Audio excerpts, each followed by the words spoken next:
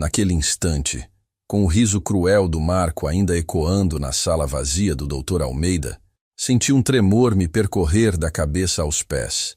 Não era um tremor de medo, mas de uma raiva fria, uma decepção tão profunda que quase me fez perder o equilíbrio.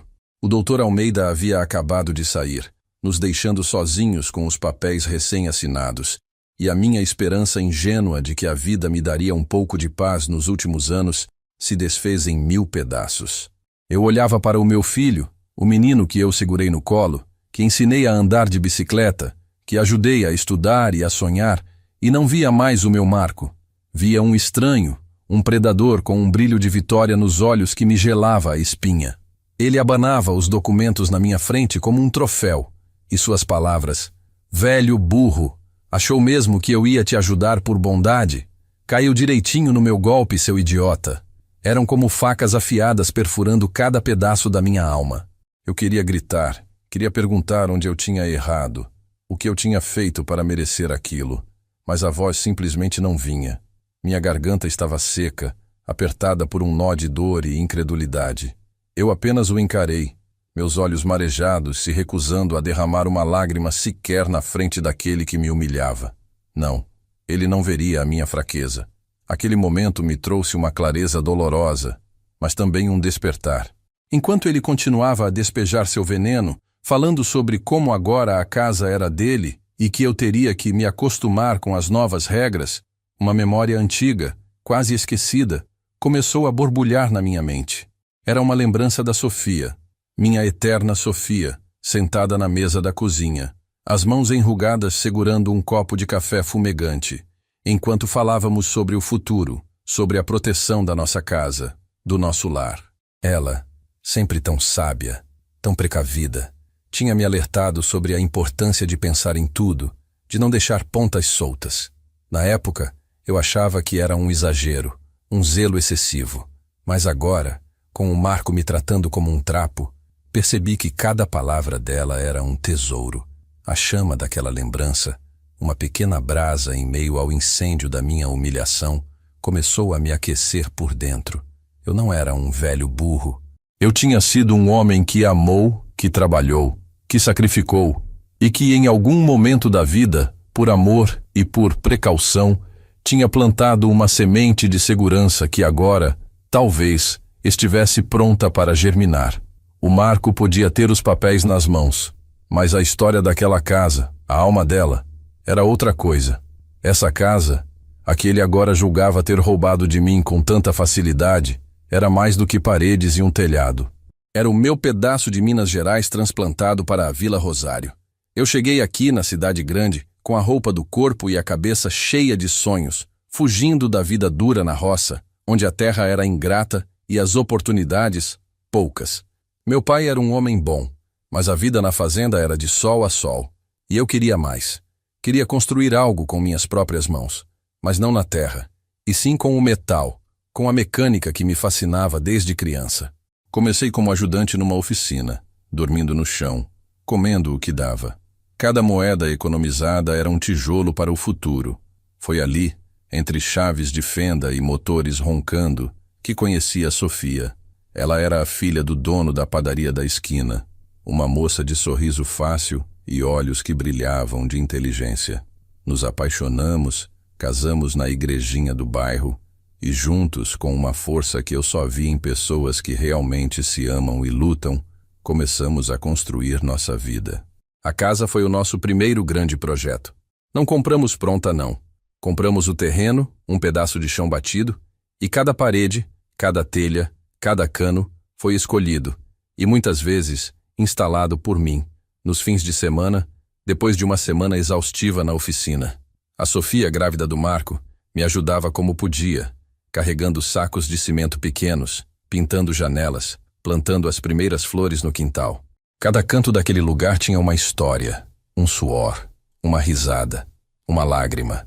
Lembro-me claramente de um dia, anos depois, quando o Marco já era um adolescente rebelde, sempre querendo mais do que podíamos dar, e o Pedro, nosso filho mais velho, já era um jovem trabalhador, sempre me ajudando na oficina. O Pedro era o meu braço direito, um menino de ouro, que partiu cedo demais num acidente de moto. deixando um buraco no coração da família que nunca cicatrizou.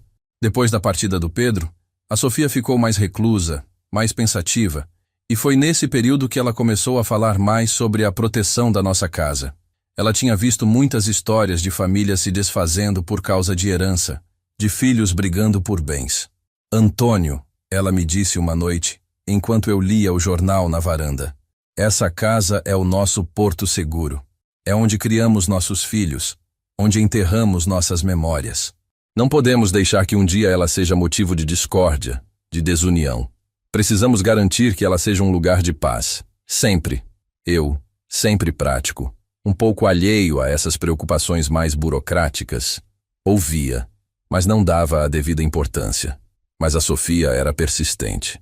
Ela me convenceu a procurar um advogado, não o Dr. Almeida, mas um outro, mais antigo, um amigo de longa data da família, o Dr. Carvalho, que já se aposentou. Foi com ele que discutimos as opções, as formas de proteger o nosso patrimônio de qualquer eventualidade, de qualquer má intenção futura. Naquela conversa com o Dr. Carvalho, a Sofia expressou um desejo muito específico. Ela queria que a casa, o nosso lar, permanecesse um legado de união, e não de disputa. Ela temia que um dia os filhos pudessem brigar por ela, ou que alguém, com más intenções, pudesse tentar se aproveitar da nossa boa-fé. O Dr. Carvalho, um homem experiente, nos apresentou uma solução, um tipo de contrato, um documento que ia além do usufruto, algo que garantia a essência da vontade da Sofia. Lembro-me dele explicando os detalhes, as cláusulas, a complexidade daquele arranjo jurídico.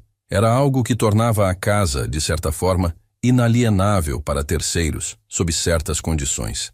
Eu, na minha simplicidade de mecânico, entendia o básico. Era uma forma de amarrar a casa à nossa história, à nossa família, de um jeito que não pudesse ser facilmente desfeito ou manipulado. Assinamos os papéis, guardamos as cópias, e a Sofia, com um suspiro de alívio, disse: agora sim, meu velho. Agora nosso lar está seguro, para sempre. Eu, confiante na palavra do Dr. Carvalho e na sabedoria da Sofia, guardei aqueles documentos num lugar seguro, numa caixa de metal, junto com outras memórias importantes, e nunca mais pensei nisso com a mesma urgência. A vida seguiu, os anos se passaram, a Sofia se foi, e a dor do luto me consumiu, me fazendo esquecer um pouco daquelas antigas precauções. Mas agora, com a voz do Marco me chamando de velho burro e a crueldade em seus olhos, aquela lembrança voltou com uma força avassaladora. O Dr. Almeida, na sua pressa, ou talvez por estar envolvido no golpe do Marco, não deve ter verificado a fundo a escritura completa, ou talvez o Marco nem tenha fornecido todos os documentos necessários. Ele só queria o papel assinado, o atestado da minha burrice. Mas o que ele não sabia era que eu, o velho burro, tinha um trunfo, uma jogada que estava guardada há anos, esperando o momento certo. Aquele documento que assinei com a Sofia e o Dr. Carvalho não era apenas uma formalidade. Era uma armadura, uma proteção que, eu esperava, tornaria a sua vitória em nada mais do que uma ilusão vazia. Eu precisava encontrar aquela caixa, precisava revirar minhas memórias e provar a mim mesmo, e principalmente a ele, que a sabedoria de um velho, forjada na luta e na dor, era muito mais valiosa do que a ganância e a astúcia de um filho ingrato. A batalha pela minha casa, pela minha dignidade e pelo legado da Sofia estava apenas começando, e eu, o velho Antônio, estava pronto para lutar. A porta do escritório do Dr. Almeida se fechou atrás de mim, mas as palavras do Marco, aquelas facas afiadas, continuavam a rasgar o silêncio do corredor. Velho burro, achou mesmo que eu ia te ajudar por bondade? Caiu direitinho no meu golpe, seu idiota. A voz dele, carregada de um desprezo que eu nunca imaginei ouvir de um filho, me perseguiu a cada passo para fora daquele prédio imponente no centro da cidade.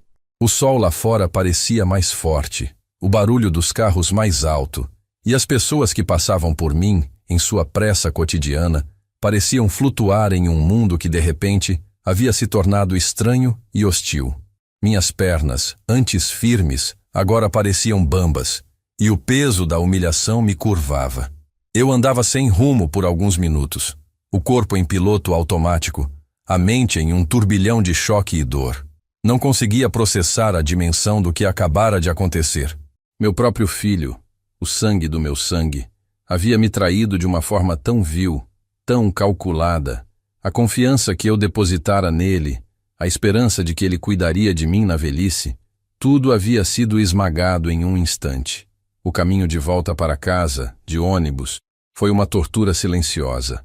Eu observava as paisagens urbanas passando pela janela, os rostos anônimos, as vidas que se cruzavam e se separavam, e me sentia um estranho no meu próprio mundo.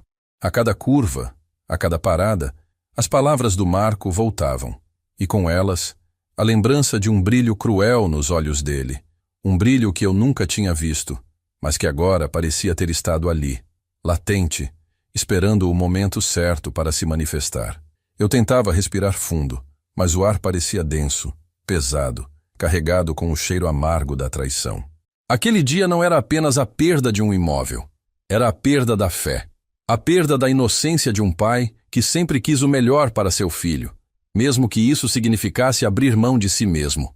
A cada batida do meu coração, eu sentia um eco daquele velho burro, e uma onda de vergonha e raiva me invadia.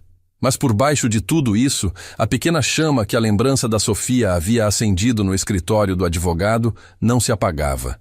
Ela tremeluzia, fraca, mas persistente, um lembrete de que talvez, apenas talvez, eu tivesse uma última carta a jogar.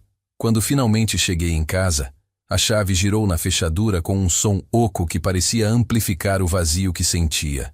A casa, antes um santuário de memórias e carinho, agora parecia um palco, um cenário onde a minha vida tinha sido virada do avesso. O silêncio era ensurdecedor. A ausência da Sofia gritava em cada canto. Eu andei pelos cômodos, tocando os móveis, os objetos que ela tanto amava. A poltrona onde ela lia, a mesa da cozinha onde tomávamos café, o pequeno oratório que ela mantinha com as imagens dos santos. Tudo me lembrava dela, da sua presença forte, e ao mesmo tempo tão suave. Eu me sentei na poltrona da sala, afundando no estofado macio, e fechei os olhos. A imagem da Sofia, com seu sorriso acolhedor e seus olhos cheios de sabedoria, invadiu minha mente. Lembrei-me de quando ela me dizia: Antônio, a vida é como um rio. Às vezes, a correnteza nos leva para onde não queremos, mas sempre há um jeito de encontrar a margem, de remar contra a maré. E naquele momento, eu precisava encontrar a minha margem. Precisava remar. Levantei-me e fui para a minha antiga oficina nos fundos do quintal. Era o meu refúgio, o lugar onde eu passava horas consertando motores, onde o cheiro de graxa e metal se misturava com o suor do trabalho honesto. As ferramentas penduradas nas paredes, organizadas com o cuidado de quem as usa com paixão, pareciam me observar. Meus dedos, calejados e marcados por anos de trabalho, correram sobre o cabo de uma chave inglesa antiga, pesada, que eu usava para os trabalhos mais difíceis. Aquela chave, em particular, me trouxe uma memória viva do Marco. Ele tinha uns 20 e poucos anos, cheio de planos, mas com a cabeça nas nuvens. Queria abrir uma pequena loja de acessórios automotivos, um negócio que, segundo ele, seria um sucesso estrondoso. Ele veio até mim, com os olhos brilhando de entusiasmo, pedindo um pequeno empréstimo para o capital inicial. Ele precisava de uma quantia considerável, e eu na época não tinha. Mas a Sofia e eu tínhamos um pequeno terreno que meus pais haviam me deixado, um pedaço de terra no interior, que eu guardava como uma reserva para a velhice, para uma emergência. A Sofia, sempre mais cautelosa, hesitou. Antônio, ele é muito inconstante. E se o negócio não der certo? Esse terreno é nossa segurança. Mas eu, cego pelo amor de pai, pela vontade de ver meu filho prosperar, ignorei os alertas dela. Ele é meu filho, Sofia. Ele vai conseguir. E ele prometeu me pagar de volta. Vendi o terreno, o único pedaço de chão que eu tinha da minha família de origem, e entreguei o dinheiro ao Marco. Ele me abraçou, me agradeceu efusivamente, prometendo que eu seria o primeiro a ver o lucro. O negócio do Marco durou pouco mais de 1 ano. Faliu.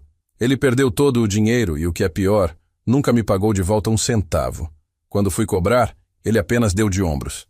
Pai, essas coisas acontecem. Negócios são assim. É risco. Você deveria saber. Não houve um pedido de desculpas sincero. Não houve um reconhecimento do meu sacrifício.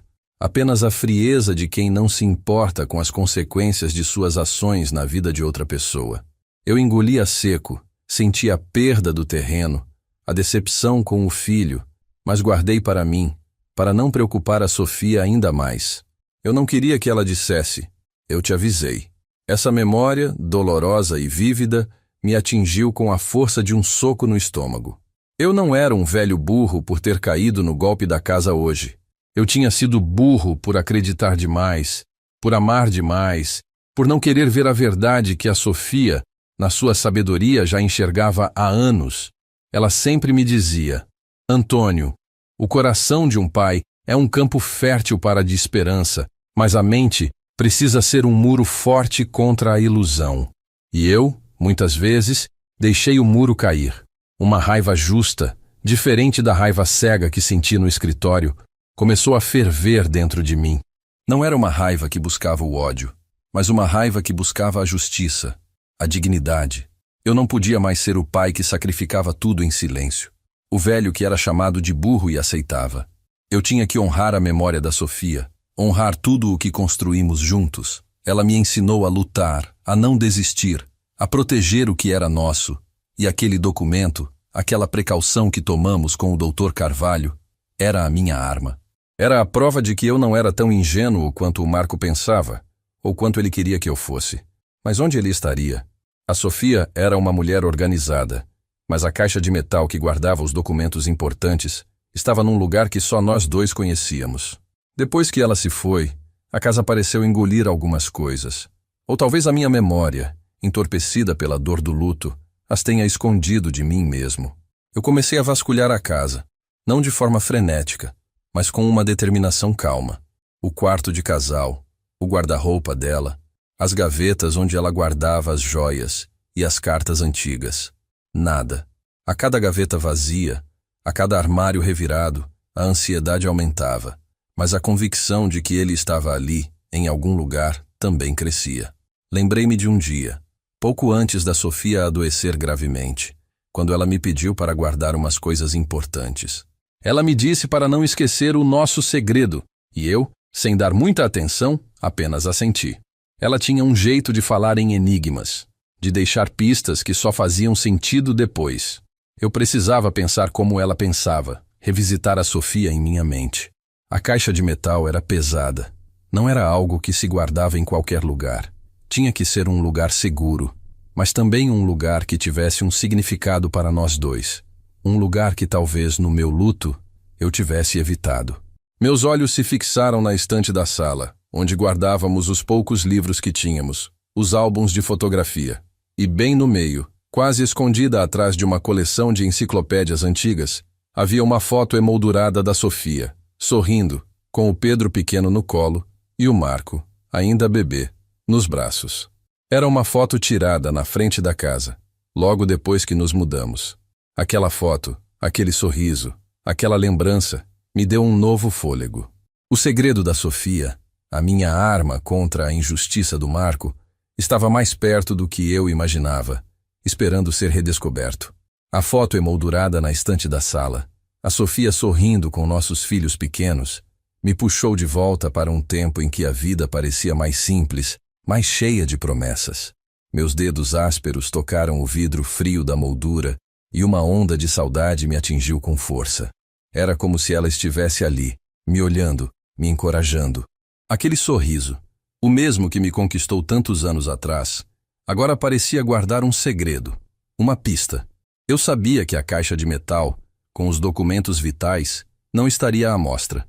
A Sofia sempre foi discreta, e a importância daquele contrato exigia um esconderijo que fosse ao mesmo tempo seguro e pessoal, um lugar que só nós dois, ou talvez apenas ela, considerássemos óbvio. Afastei os livros pesados da estante, um por um, sentindo a poeira antiga em minhas mãos. Não era um lugar óbvio para qualquer um, mas para a Sofia, que amava organizar e proteger, talvez fizesse todo o sentido.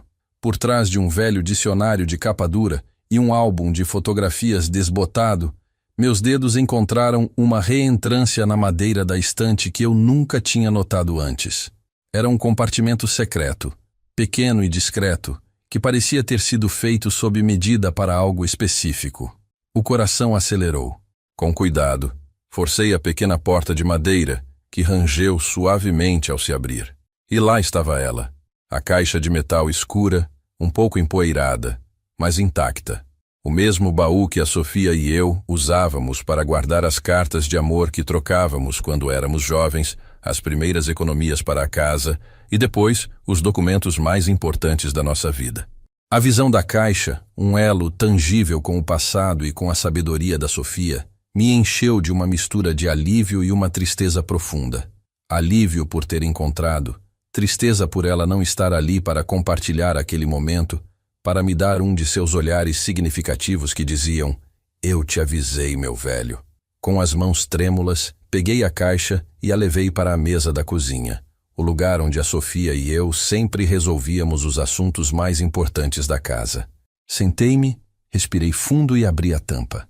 Dentro, havia um cheiro doce de papel antigo e lavanda, o perfume que ela usava para guardar as coisas mais valiosas. Havia algumas cartas antigas, fotos de família, a certidão de casamento. E lá no fundo, enrolado em um pano de seda, estava ele, o documento, o contrato com o selo do cartório, a assinatura do Dr. Carvalho, a minha e a da Sofia. Eu desdobrei o papel cuidadosamente, meus olhos percorrendo as linhas densas de termos jurídicos que eu mal compreendia na época, mas que agora pareciam ter um peso imenso, um propósito claro. A Sofia tinha sido uma visionária. Ela havia previsto de alguma forma a ganância, a desunião e havia agido para proteger o nosso lar, a nossa história. Enquanto lia, as palavras do Dr. Carvalho de anos atrás voltavam à minha mente. Ele explicou que, além do usufruto vitalício que me garantia o direito de morar na casa, a Sofia havia insistido em uma cláusula especial. Era um tipo de cláusula de inalienabilidade e impenhorabilidade condicionada. Significava que a casa não poderia ser vendida, doada ou penhorada por dívidas dos herdeiros, a menos que certas condições fossem cumpridas, e o mais importante, que a minha vontade, como usufrutuário, fosse expressa de forma inequívoca, e que o objetivo da transação fosse para o bem comum da família, e não para benefício exclusivo de um dos herdeiros. A Sofia, na sua astúcia, havia me convencido a incluir uma condição adicional, que qualquer tentativa de alienação ou transferência da propriedade sem a minha expressa e consciente vontade e sem um claro benefício para todos os herdeiros ou para a manutenção da unidade familiar, poderia ser anulada. Ela temia que um de nossos filhos, principalmente o Marco, com seu jeito mais ambicioso e por vezes egoísta, pudesse tentar se aproveitar. E ela estava certa. Lembro-me de ter perguntado ao Dr. Carvalho: "Mas, doutor, isso não vai complicar a vida dos meus filhos depois que eu me for?" E ele, com um sorriso gentil, respondeu: "Antônio, Sofia é uma mulher muito sábia. Ela quer garantir que o lar de vocês permaneça um pilar, não uma fonte de discórdia. Essa cláusula é uma proteção, um escudo. Ela só será ativada se houver uma tentativa de desvirtuar o propósito original da casa, que é ser um lar para a família. E, acima de tudo, ela garante que a sua vontade, enquanto você estiver vivo, seja soberana." Naquele momento, eu não entendi completamente a profundidade das palavras dele, mas confiei na Sofia e na sua visão. Agora, lendo o documento, cada termo, cada parágrafo, parecia uma voz dela sussurrando ao meu ouvido, me dizendo que eu não estava sozinho, que a nossa luta não tinha sido em vão. O contrato que eu havia assinado com o Marco no escritório do Dr. Almeida, aquele que ele usou para me humilhar, era, para todos os efeitos, inválido, uma farsa jurídica que não se sustentaria diante do documento que eu tinha em minhas mãos. O velho burro tinha sim uma carta na manga, e uma bem poderosa. A sensação de alívio se misturou com uma determinação fria. Eu não queria vingança, não queria o mal do Marco, mas eu queria justiça. Queria que ele entendesse o valor do que ele estava tentando roubar, o peso do que ele estava desrespeitando. A casa não era apenas um bem material, era o legado da Sofia, o suor de uma vida inteira, o berço de memórias preciosas. Não podia ser tratada como um mero objeto de ganância. Eu precisava de um plano, de uma estratégia. Não podia simplesmente confrontá-lo de imediato. Ele era astuto e eu precisava ser mais ainda. A Sofia me ensinou que, às vezes, a paciência e a inteligência são as armas mais eficazes. Eu tinha que me recompor, pensar com clareza e agir no momento certo. Enquanto guardava o documento de volta na caixa e a caixa de volta no seu esconderijo secreto, meus pensamentos se voltaram para o Marco. Ele, com certeza, já estava se sentindo o dono do mundo, planejando o que fazer com a casa, talvez até já pensando em me remanejar para um quartinho nos fundos, ou pior, me tirar dali de vez. Aquele era o tipo de coisa que a Sofia temia. Ela sempre viu um lado do Marco que eu, como pai, me recusava a enxergar. Ele é ambicioso, Antônio, ela me dizia. E a ambição, quando não é temperada com caráter, pode ser perigosa. Eu, em minha ingenuidade paterna, sempre defendia o filho, acreditando que o amor e os valores que havíamos transmitido a ele seriam suficientes para guiá-lo. Que erro o meu! Mas agora, com o documento em mãos, eu tinha a oportunidade de consertar esse erro, não só para mim, mas para mostrar ao Marco que a vida não era um jogo de trapaças e que a dignidade e a honra ainda tinham seu lugar. A próxima vez que ele me chamasse de velho burro, eu teria a resposta, e ela estaria escrita em tinta indelével. Os dias que se seguiram à descoberta do documento secreto foram uma mistura estranha de alívio e uma tensão crescente. Eu continuava a minha rotina, acordando cedo, cuidando do meu pequeno jardim, lendo o jornal na varanda. Por fora, eu era o mesmo velho Antônio de sempre, mas por dentro, uma tempestade se formava. O Marco não me procurou. Nenhum telefonema, nenhuma visita. A ausência dele falava mais alto do que qualquer palavra. Ele devia estar saboreando sua vitória, imaginando que eu estava em casa, quebrado, humilhado, sem saber o que fazer. E, de certa forma, ele estava certo. Eu estava humilhado, mas não quebrado. Pelo contrário, a chama da justiça que a Sofia havia acendido em mim ardia mais forte a cada dia. Eu sabia que precisava agir, mas não de forma impulsiva. A sabedoria da Sofia me dizia para esperar, para observar, para deixar o jogo dele se desenrolar antes de fazer a minha jogada. Uma tarde, enquanto eu regava as minhas roseiras, as mesmas que a Sofia plantou com tanto carinho, o portão rangou. Não era o Marco, era a Ana, minha filha. Ela morava longe, em outro estado, e as visitas eram raras, espaçadas por anos. A última vez que a vi foi no enterro da Sofia. Meu coração se apertou com a surpresa e a emoção. Ela estava diferente, o rosto mais marcado pela vida, os cabelos mais grisalhos, mas o sorriso era o mesmo da minha menina, doce e acolhedor. Ela me abraçou forte e senti o cheiro de lavanda, o mesmo perfume que a Sofia usava. Naquele abraço, desabei por um instante, a dor da ausência dela e a alegria da sua presença se misturando. Eu não sabia por que ela estava ali, mas a sua chegada naquele momento parecia um sinal, uma luz em meio à escuridão que o Marco havia lançado sobre mim.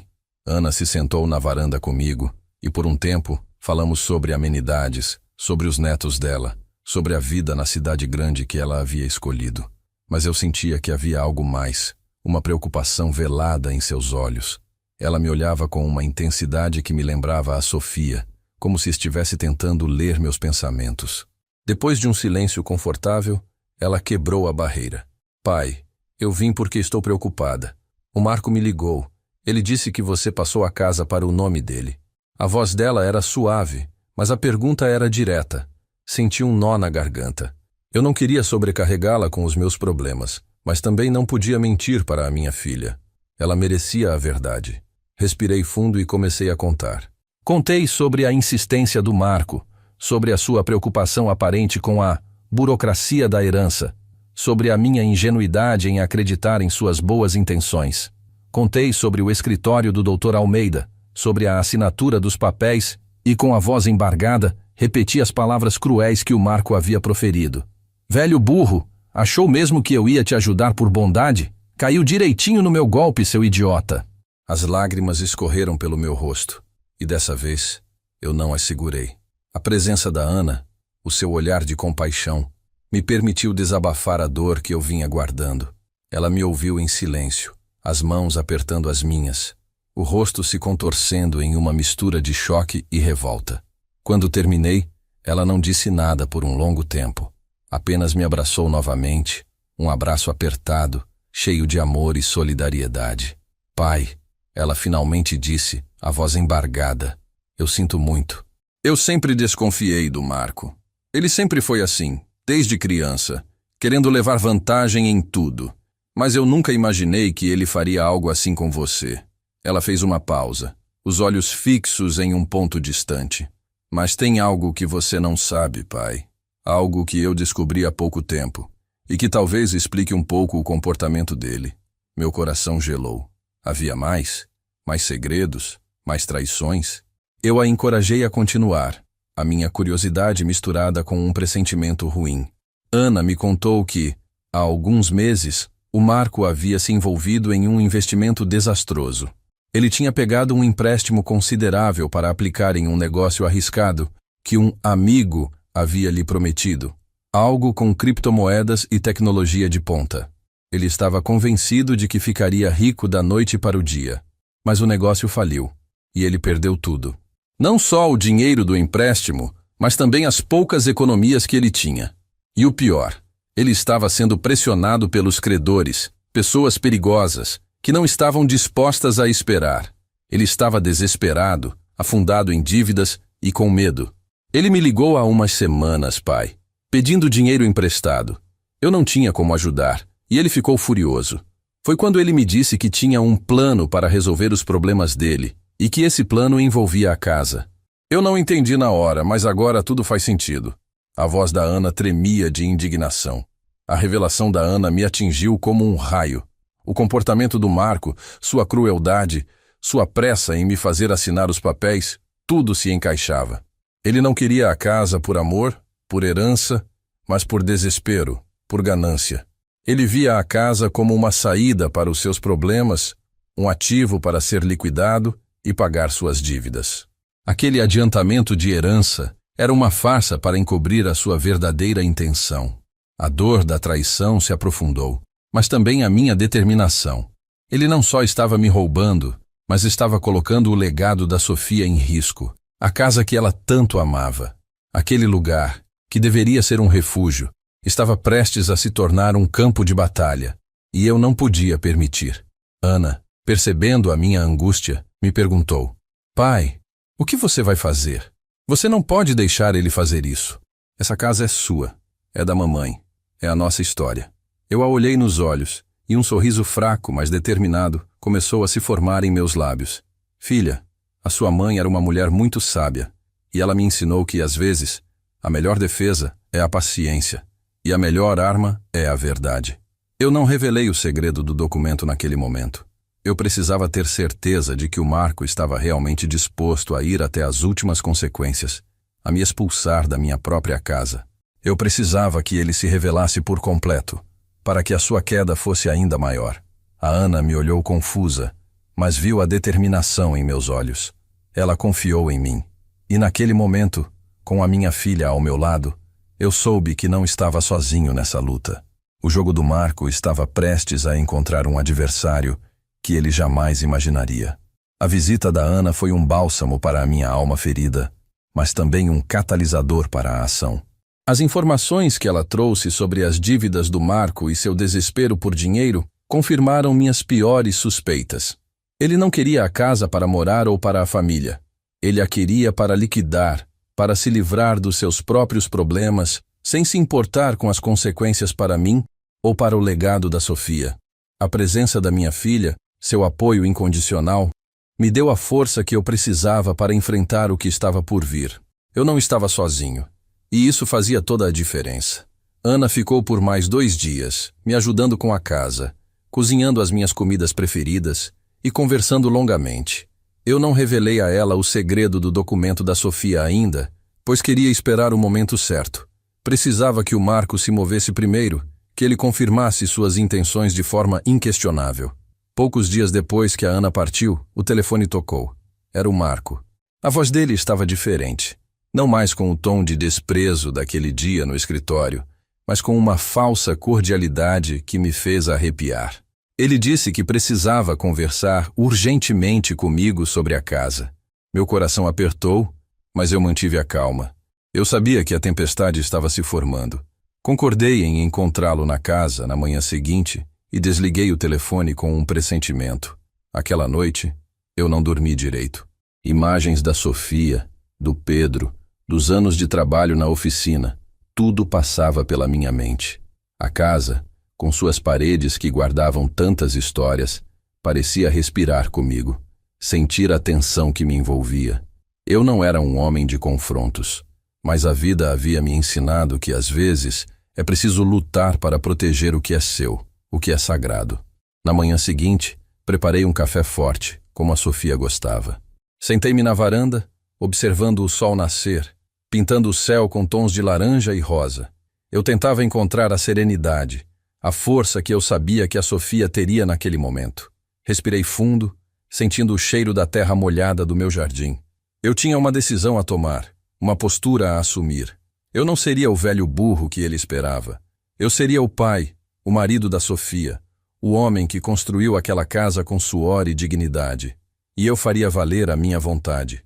Eu tinha o documento, o trunfo, mas a forma como eu o usaria seria crucial. Não era sobre humilhar o Marco, mas sobre fazê-lo entender a gravidade de suas ações, o peso da sua traição. O Marco chegou pontualmente, estacionando o carro novo, reluzente, na frente da minha casa. Ele desceu, arrumado, com um semblante sério, mas eu percebi um nervosismo em seus olhos, um brilho de ansiedade que ele tentava esconder. Ele entrou na sala, sem cumprimentar, sem um sorriso. Sentou-se no sofá e eu me sentei na poltrona em frente, mantendo uma distância. O silêncio na sala era pesado, tenso, carregado de expectativas. Ele pigarreou, tentando encontrar as palavras. Pai, precisamos conversar sobre a casa. Eu preciso dela. A voz dele era quase um sussurro, mas a intenção era clara. Eu o deixei falar, observando cada movimento, cada expressão em seu rosto. Ele começou a se justificar, a falar sobre os problemas financeiros que estava enfrentando, as dívidas que o estavam sufocando. Ele não mencionou o investimento desastroso, apenas falou sobre problemas de negócio e circunstâncias imprevistas.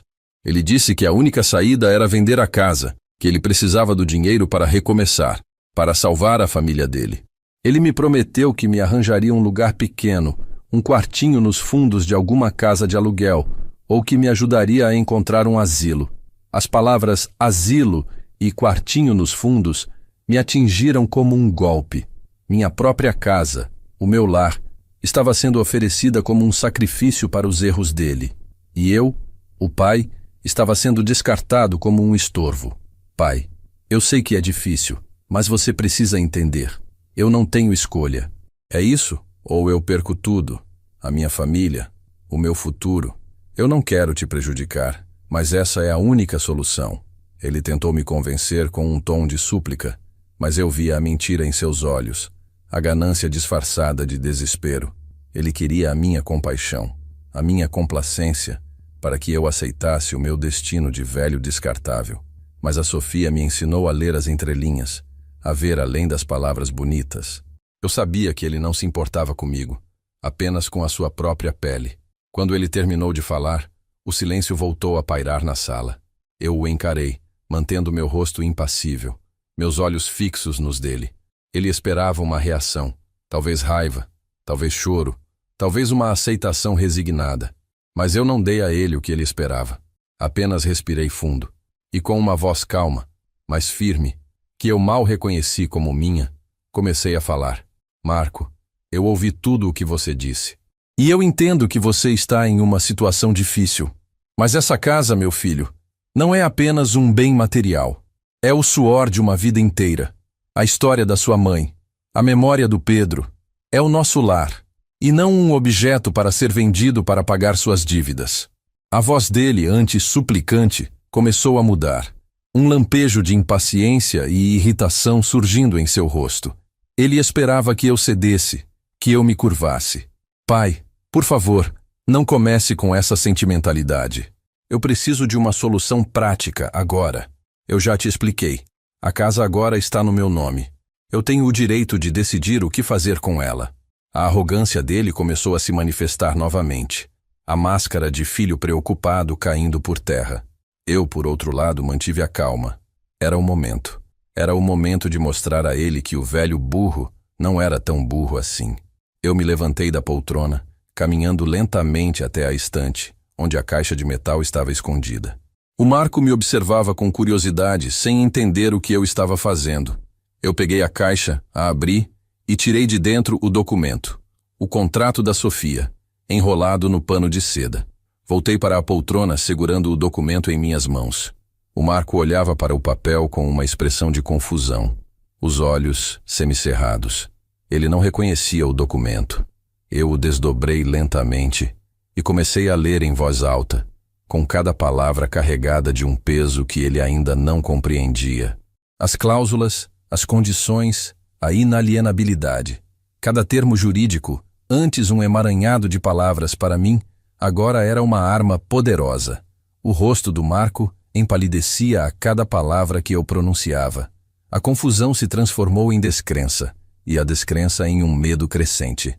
Ele não sabia o que estava acontecendo, mas sentia que o seu golpe, a sua vitória, estava se desfazendo diante dos seus olhos.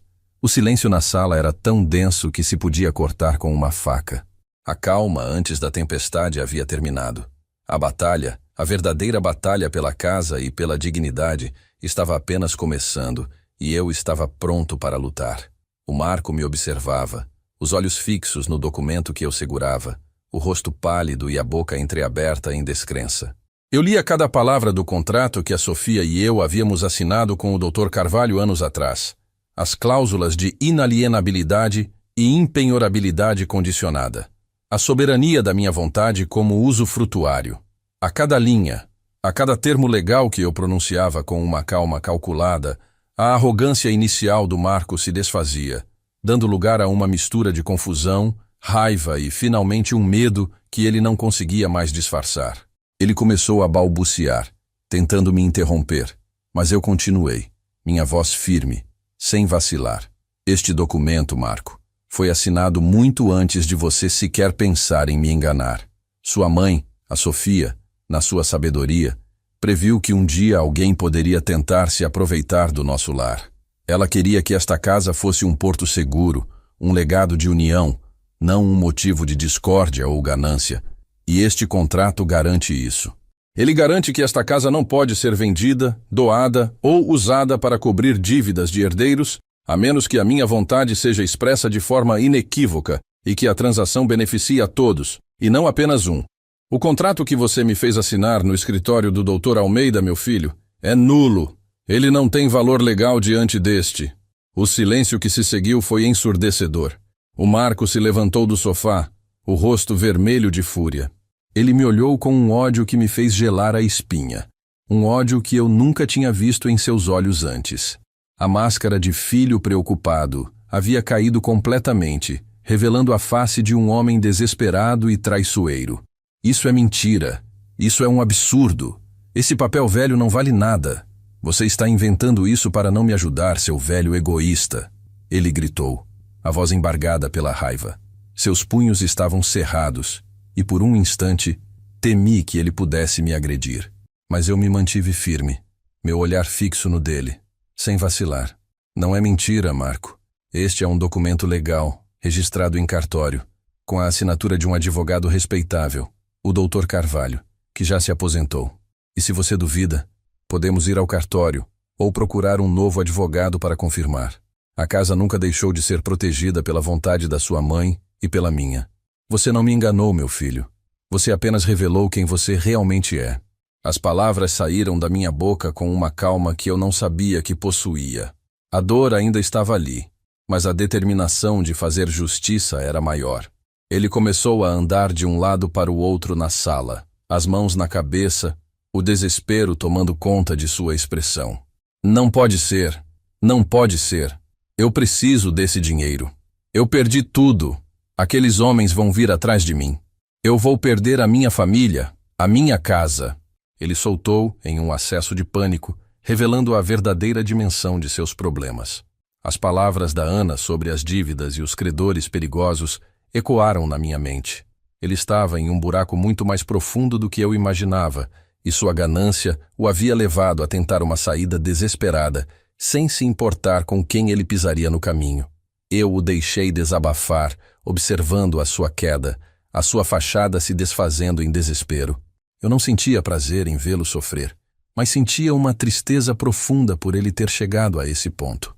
Ele era meu filho, e mesmo com toda a sua traição, uma parte de mim ainda o amava, ainda queria vê-lo no caminho certo.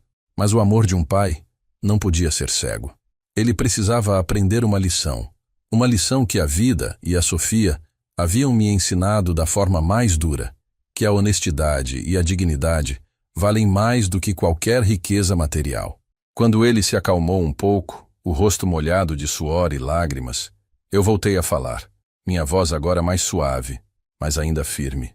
Marco, você não precisa me enganar para resolver seus problemas. Você poderia ter vindo até mim, ter me contado a verdade. Eu sempre estive aqui para você, mesmo quando você me desrespeitou, mesmo quando você me humilhou. Mas você escolheu o caminho da mentira, da traição. E agora, você terá que enfrentar as consequências das suas escolhas. Ele me olhou, os olhos vermelhos e inchados, e vi um lampejo de arrependimento, ou talvez apenas de desespero.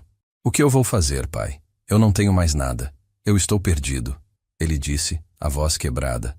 Naquele momento, ele parecia o menino que eu segurava no colo, o menino assustado que precisava de ajuda. E uma parte de mim, o pai, ainda queria estender a mão. Mas a outra parte, a parte do homem que foi traído e humilhado, sabia que ele precisava aprender a lição por si mesmo.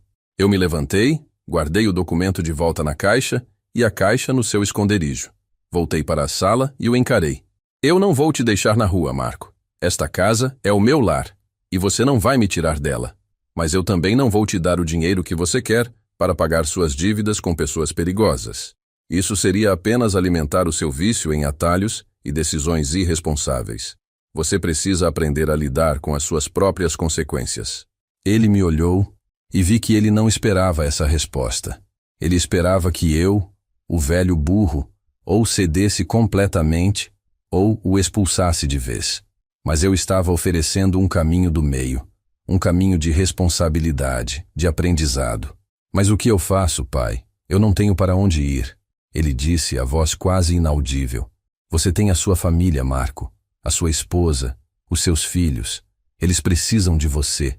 E você precisa de um plano honesto para sair dessa situação. Eu não vou te dar o peixe, mas posso te ensinar a pescar, se você estiver disposto a aprender. Mas isso significa parar de tentar me enganar, parar de tentar atalhos e começar a trabalhar de verdade para reconstruir a sua vida. Minhas palavras foram duras, mas necessárias.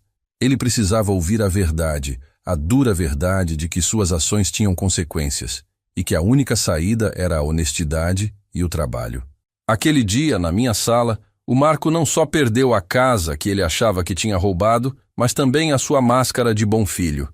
E eu, o velho burro, mostrei a ele que a sabedoria de um pai e a precaução de uma mãe eram mais poderosas do que qualquer golpe. A batalha estava longe de terminar, mas a primeira e mais importante vitória, a da verdade, havia sido alcançada. A cena que se seguiu à minha revelação foi de um silêncio pesado, carregado de emoções conflitantes. O Marco, desmascarado e sem saída, afundou-se no sofá, o rosto nas mãos, os ombros tremendo. Eu o observei, sentindo um misto de tristeza, raiva e uma estranha compaixão. Ele era meu filho, afinal, e vê-lo desmoronar daquele jeito, mesmo que fosse por culpa própria, ainda me doía. Eu não queria sua ruína, mas ele precisava encarar a realidade, as consequências de suas escolhas. Aquele dia marcou um ponto de virada, não só para ele, mas também para mim. Eu havia me posicionado, havia defendido o meu lar e o legado da Sofia. E ao fazer isso, senti uma força renovada, uma dignidade que a humilhação do Marco havia tentado roubar. Depois de um longo tempo, ele se levantou, os olhos inchados e vermelhos, mas com um brilho diferente, um brilho de desamparo, não mais de raiva. Ele não disse uma palavra, apenas me olhou por um instante, um olhar que parecia carregar um pedido de socorro silencioso, e saiu da casa, batendo a porta com um estrondo que ecoou pelo meu peito. Eu fiquei ali, sozinho na sala, com o cheiro do café frio e a poeira das memórias. O alívio de ter me defendido se misturava com a tristeza de ver meu filho tão perdido. A casa, antes um lugar de tensão, agora parecia respirar novamente, mas o ar ainda estava pesado com os ecos daquela conversa dolorosa. Os dias seguintes foram de uma quietude diferente. Eu não tive notícias do Marco. A Ana me ligou, preocupada, e eu contei a ela o que havia acontecido. Ela ficou aliviada por eu ter me protegido, mas também triste pelo irmão. Ele vai ter que aprender, pai, ela disse. É a vida ensinando a lição que a gente não aprende de outro jeito. Eu concordei, sentindo o peso da verdade em suas palavras. Eu sabia que o caminho do Marco seria difícil e que ele teria que trilhá-lo sozinho, pelo menos por um tempo. Eu voltei à minha rotina, mas com uma nova perspectiva. A cada manhã, enquanto eu cuidava do meu jardim ou na oficina, consertando alguma ferramenta antiga, meus pensamentos se voltavam para a Sofia. Eu podia quase ouvi-la, com sua voz calma e sua sabedoria. Ela sempre me dizia que a vida era feita de ciclos, de perdas e recomeços, e que, mesmo nas maiores dificuldades, sempre havia uma oportunidade para crescer, para aprender. Ela me ensinou a não guardar rancor, mas a buscar a justiça, a verdade. E eu sentia que, ao desmascarar o Marco, eu não estava apenas me defendendo, mas também honrando a memória dela, o seu desejo de proteger a nossa família.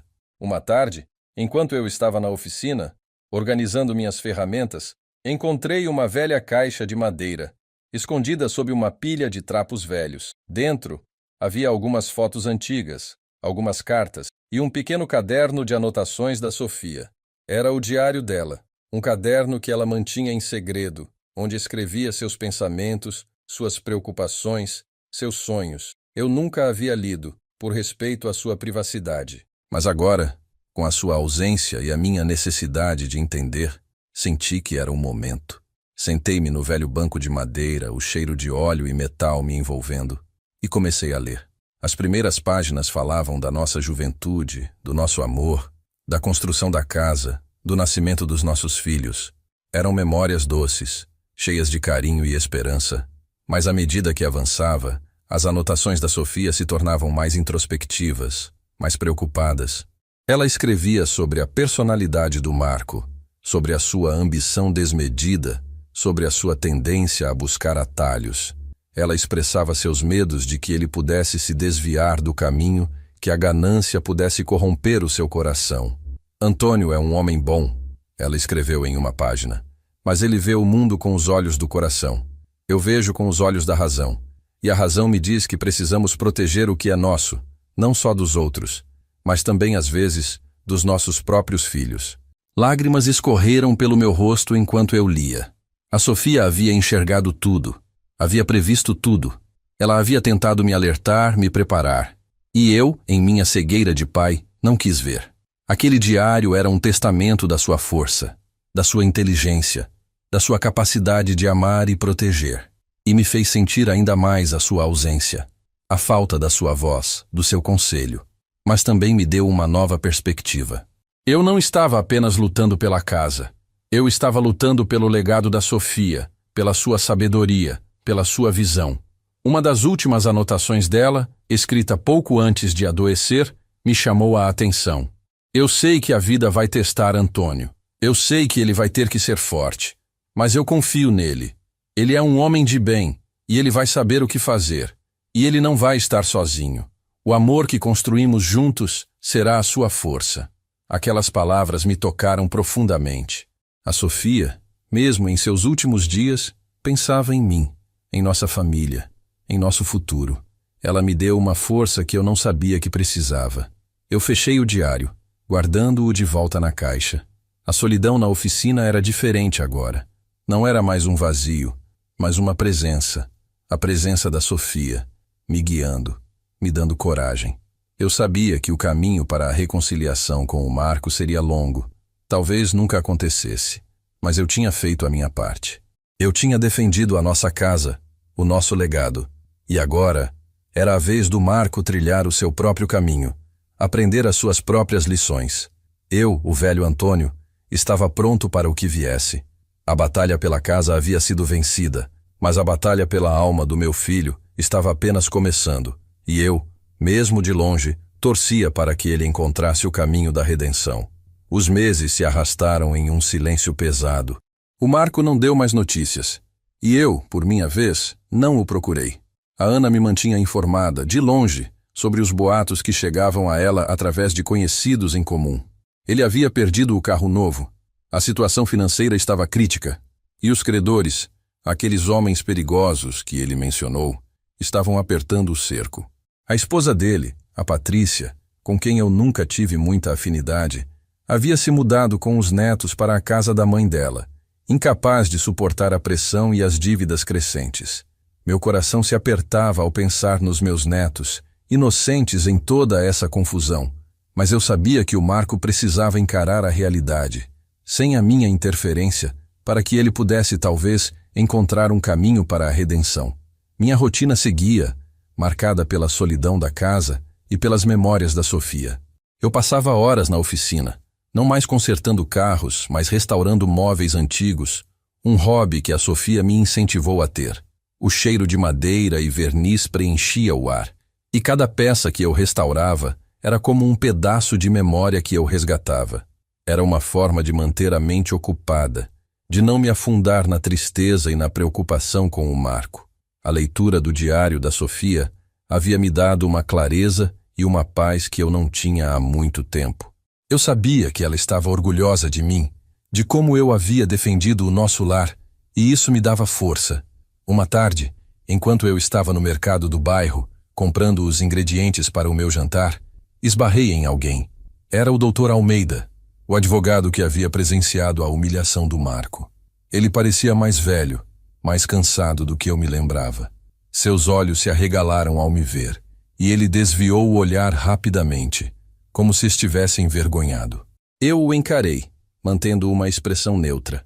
Ele era cúmplice do Marco, de certa forma, mas eu não sentia a raiva dele, apenas uma certa pena. Ele pigarreou, tentando quebrar o silêncio constrangedor.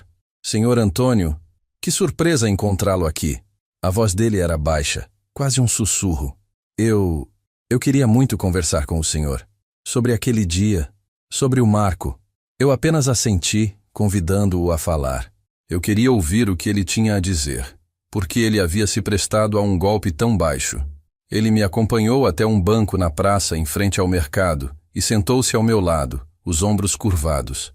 Ele começou a falar, a voz embargada pela culpa. Senhor Antônio, eu me arrependo profundamente do que aconteceu naquele dia. Eu sei que o que eu fiz foi errado, antiético. Mas o Marco, ele me pressionou muito. Ele me prometeu uma quantia muito alta se eu o ajudasse a passar a casa para o nome dele. E eu estava passando por um momento muito difícil financeiramente.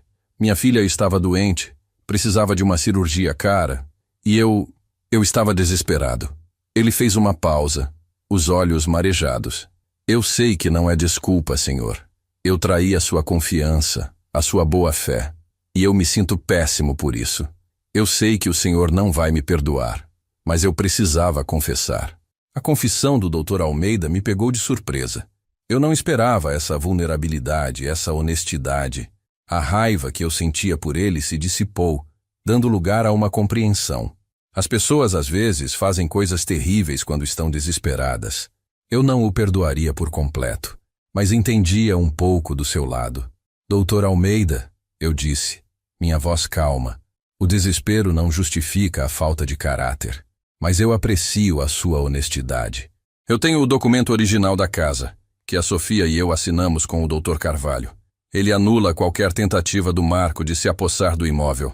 O senhor sabe disso, não é? Ele assentiu, a cabeça baixa. Sim, senhor. Eu vi o registro na matrícula do imóvel quando o Marco me procurou pela primeira vez. Ele tentou de todas as formas me convencer a dar um jeito, a ignorar o documento. Mas eu disse a ele que era impossível, que a cláusula era inquebrável. Ele ficou furioso, e foi quando ele me propôs o golpe, fazer o senhor assinar um novo contrato, na esperança de que o senhor não soubesse da existência do documento original, e que ele pudesse de alguma forma usar isso para pressioná-lo a sair da casa. Eu fui fraco, senhor. Eu me deixei levar. A revelação de que o Dr. Almeida já sabia da existência do documento original me chocou. O Marco sabia que o golpe era uma farsa, que não tinha validade legal, mas mesmo assim tentou me humilhar, me enganar, na esperança de que eu desistisse por medo ou ignorância. Aquilo revelava um nível de crueldade e manipulação que me entristeceu ainda mais. Ele não só estava desesperado, mas também era um mentiroso contumaz, disposto a tudo para conseguir o que queria. Dr. Almeida, eu não vou denunciá-lo. Não vou tomar nenhuma ação legal contra o senhor. Mas eu quero que o senhor entenda a gravidade do que fez. A confiança é um bem precioso, e o senhor a quebrou. Eu espero que o senhor aprenda com isso, e que nunca mais se preste a algo assim. Eu me levantei, e ele também. Ele me agradeceu, os olhos marejados, e se afastou, desaparecendo na multidão do mercado. Aquele encontro inesperado me trouxe uma nova camada de compreensão sobre a teia de mentiras e desespero que o Marco havia tecido.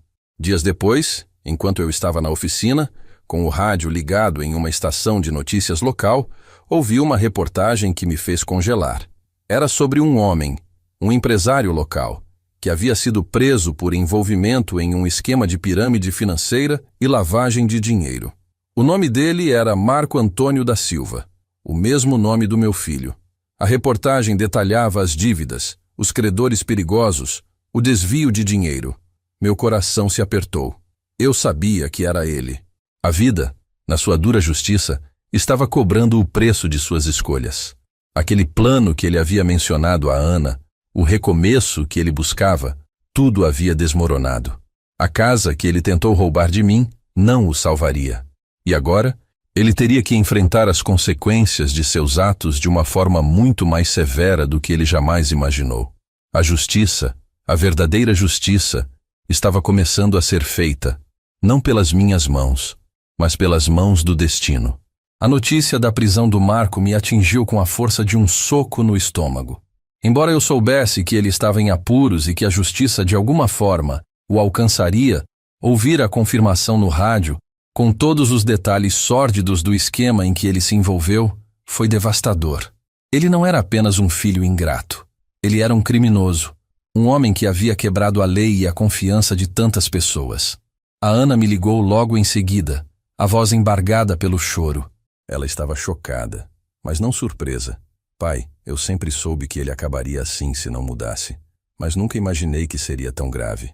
Eu a consolei como pude, mas por dentro sentia um vazio. Era a dor de ver um filho se perder, a tristeza de ver o destino que ele escolheu para si. Nos dias que se seguiram, a notícia se espalhou como fogo no bairro. As pessoas me olhavam com pena, com curiosidade, e eu sentia o peso do julgamento, mesmo sabendo que não era minha culpa. Eu me refugiava na oficina, restaurando meus móveis, tentando encontrar um pouco de paz no trabalho manual. Mas a imagem do Marco na prisão, a imagem dos meus netos sem o pai, me assombrava. A Sofia sempre dizia que a justiça divina às vezes demorava, mas nunca falhava. E ali estava a prova. Mas a justiça, por mais necessária que fosse, não apagava a dor. Uma semana depois, recebi um telefonema do advogado de defesa do Marco. Ele pediu para que eu fosse visitá-lo na prisão. Ele precisa muito falar com o senhor, Antônio. Ele está muito arrependido. A palavra arrependimento me pegou de surpresa. Eu duvidava que o Marco fosse capaz de sentir um arrependimento genuíno.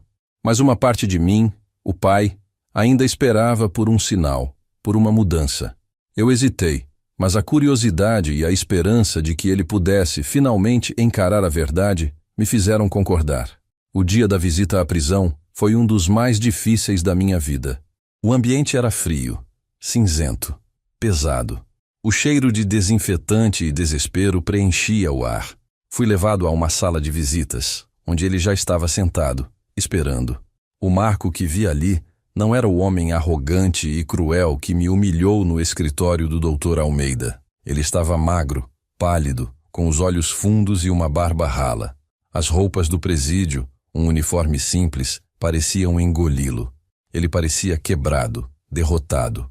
Nossas mãos se encontraram através do vidro e por um instante não houve palavras, apenas o silêncio pesado da nossa história. Ele começou a falar, a voz rouca, quase inaudível. Pai, eu sinto muito. Eu sinto muito por tudo, por ter te humilhado, por ter tentado te enganar, por ter te chamado de velho burro. Eu fui um idiota, um monstro. As lágrimas escorriam pelo seu rosto, e dessa vez pareciam genuínas. Ele não estava tentando me manipular. Ele estava quebrado, e a dor em seus olhos era real. Ele me contou sobre o desespero que o levou a cometer aqueles crimes, sobre a pressão dos credores, sobre o medo de perder tudo. Ele confessou que sabia do documento original da casa, que o Dr. Almeida havia lhe alertado, mas que ele, na sua ganância e cegueira, achou que poderia me intimidar, me forçar a ceder. Eu achei que era mais esperto que você, pai, que eu podia te passar a perna. Mas você sempre foi mais forte, mais sábio. E a mamãe sempre foi a mais inteligente de todos nós. Ela previu tudo, não foi? Ela sempre te protegeu, mesmo depois de partir. As palavras dele me atingiram profundamente. Ele estava, finalmente, reconhecendo a sabedoria da Sofia, a força do nosso legado. Ele estava vendo a verdade, não só sobre mim e sobre a mãe dele, mas sobre si mesmo. Eu o ouvi em silêncio, deixando-o desabafar, confessar seus erros, sua dor. Eu não o interrompi. Era importante que ele falasse, que ele se libertasse do peso da culpa. Quando ele terminou, o rosto molhado de lágrimas, eu finalmente falei, minha voz suave, mas firme. Marco, o arrependimento é o primeiro passo para a mudança, mas as suas ações tiveram consequências e você terá que enfrentá-las. Eu não posso apagar o que você fez, nem posso te tirar daqui, mas eu posso te dizer que eu ainda te amo, meu filho. E que a sua mãe, mesmo de onde ela estiver, também te ama. E ela sempre quis o seu bem, o seu caminho certo. Ele me olhou e vi um lampejo de esperança em seus olhos. Pai, eu sei que não mereço, mas você pode me perdoar? Você pode me ajudar a recomeçar quando eu sair daqui? Eu prometo que vou ser um homem diferente. Eu vou honrar o seu nome, o nome da mamãe. O pedido de perdão, vindo dele, com tanta sinceridade, me desarmou. Eu não podia ignorar o seu sofrimento, a sua vulnerabilidade. Eu não podia guardar rancor para sempre. A Sofia me ensinou que o perdão é um caminho para a cura, não para a fraqueza. Marco, o perdão é um processo, e ele começa com você, com as suas ações, com a sua mudança. Eu não posso te prometer um caminho fácil, mas posso te prometer que, se você realmente se arrepender, se você realmente quiser mudar, eu estarei aqui para te ajudar. Não para te dar o peixe, mas para te ensinar a pescar, como eu sempre fiz. A casa ainda é o nosso lar, e ela estará aqui, esperando por você, quando você estiver pronto para voltar, para recomeçar de verdade. A visita terminou pouco depois. Eu o deixei ali, na prisão, com a promessa de um futuro incerto, mas com a semente do arrependimento plantada em seu coração. Eu saí daquele lugar com o coração pesado, mas com uma nova esperança. O Marco havia caído, havia se perdido, mas talvez, apenas talvez, ele tivesse encontrado o caminho de volta. A justiça havia sido feita, mas o perdão, a reconciliação, ainda era um trabalho em andamento. E eu, o velho Antônio, estava pronto para continuar essa jornada, guiado pela sabedoria da Sofia e pelo amor incondicional de um pai. Os anos se passaram desde aquela dolorosa visita na prisão. A vida, com sua inexorável passagem, trouxe novas estações, novas cores ao meu jardim e novas rugas ao meu rosto. O Marco cumpriu sua pena, uma experiência que o marcou profundamente, não só no corpo, mas principalmente na alma. Ele saiu da prisão um homem diferente, mais calado, mais reflexivo, com um olhar que carregava o peso do arrependimento e a humildade de quem recomeça do zero. A Patrícia e os netos, que haviam se afastado durante o período mais sombrio, voltaram a se aproximar, com cautela, com a esperança de que ele realmente tivesse mudado. Eu, por minha vez, me mantive fiel à minha promessa. Não o abandonei, mas também não facilitei o seu caminho. Ele precisava reconstruir sua vida com o próprio esforço, com a própria dignidade. Ele conseguiu um emprego simples, em uma metalúrgica, começando de baixo, sem reclamar. Aos poucos, Foi reconquistando a confiança da família, dos amigos e a minha. As conversas entre nós, antes repletas de tensão e dor, agora eram mais tranquilas, mais honestas. Ele vinha à casa, visitava a mim e a Ana, ajudava com pequenos reparos, e eu via em seus olhos a sinceridade do seu esforço. A casa, o nosso lar, que um dia foi o pivô de tanta discórdia, agora se tornava um símbolo de reconciliação, de um novo começo. A Ana, minha filha, continuou sendo meu porto seguro, minha confidente. Ela me visitava sempre que podia, e era com ela que eu compartilhava minhas esperanças e minhas preocupações sobre o Marco.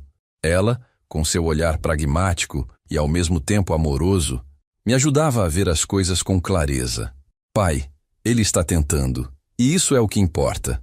A mamãe ficaria orgulhosa de você, de como você lidou com tudo isso. As palavras dela eram um bálsamo para o meu coração. Eu sabia que a Sofia, de onde ela estivesse, estava nos observando, nos guiando. Um dia, o Marco veio à casa e me encontrou na varanda, lendo um livro. Ele se sentou ao meu lado e por um longo tempo ficamos em silêncio, apenas observando o movimento da rua. Ele parecia ter algo importante para dizer. Pai, ele finalmente começou, a voz um pouco embargada. Eu queria te agradecer por tudo, por não ter me abandonado, por ter me dado uma segunda chance, por ter me ensinado a lição mais importante da minha vida. Ele fez uma pausa, respirou fundo. Eu sei que nunca vou poder apagar o que fiz, mas eu prometo que vou passar o resto da minha vida tentando honrar o seu nome, o nome da mamãe. E eu quero que a casa, o nosso lar, continue sendo um lugar de paz, de união. Eu quero cuidar dela, cuidar do Senhor. As palavras dele me tocaram profundamente. Eu vi a sinceridade em seus olhos, a humildade em sua postura. Ele não estava mais buscando atalhos, não estava mais tentando se aproveitar. Ele estava finalmente se tornando o homem que a Sofia e eu sempre sonhamos que ele seria. Eu estendi a mão e apertei a dele. As minhas mãos calejadas encontrando as dele, agora também marcadas pelo trabalho honesto. Marco, a vida é feita de recomeços, e eu acredito em você. A casa sempre foi o nosso porto seguro, e ela continuará sendo. E eu, o seu pai, estarei aqui, para te guiar, para te apoiar, sempre. Naquele momento, senti uma paz que há muito tempo não experimentava. A dor da humilhação, da traição, ainda estava ali, em algum canto da minha memória, mas ela havia sido superada pela força do perdão, pela esperança de um novo começo. A casa, que um dia foi motivo de disputa e dor, agora era um símbolo de resiliência, de amor incondicional. Era o legado da Sofia, a prova de que a sabedoria e a precaução de uma mulher podem transcender o tempo e as adversidades. Hoje, sentado aqui na minha varanda com o sol batendo no meu rosto e o cheiro das roseiras da Sofia no ar, eu reflito sobre a minha jornada. Eu fui um mecânico, um construtor de carros e de lares, um pai que amou incondicionalmente, um homem que foi chamado de velho burro, mas que, no fim, provou que a verdadeira inteligência está na dignidade, na honestidade e na capacidade de perdoar. A vida me ensinou que nem tudo é preto no branco, que as pessoas erram, que a dor faz parte do caminho, mas também me ensinou que a esperança nunca morre, que a família, mesmo com suas imperfeições, é o nosso maior tesouro, e que o amor, o verdadeiro amor, sempre encontra um caminho para a reconciliação. Se você está ouvindo essa história, e se ela tocou o seu coração, eu te digo, não desista. Não desista da sua família, não desista de você mesmo. A vida é uma estrada cheia de curvas, de subidas e descidas, mas em cada desafio há uma lição, uma oportunidade para crescer, para se tornar uma pessoa melhor. E lembre-se, a verdadeira riqueza não está no que você acumula, mas no amor que você dá, nas sementes de bondade que você planta e no legado de dignidade que você deixa para trás. Comenta aí se isso já aconteceu contigo, ou com alguém da sua família. Alguém precisa ouvir essa história.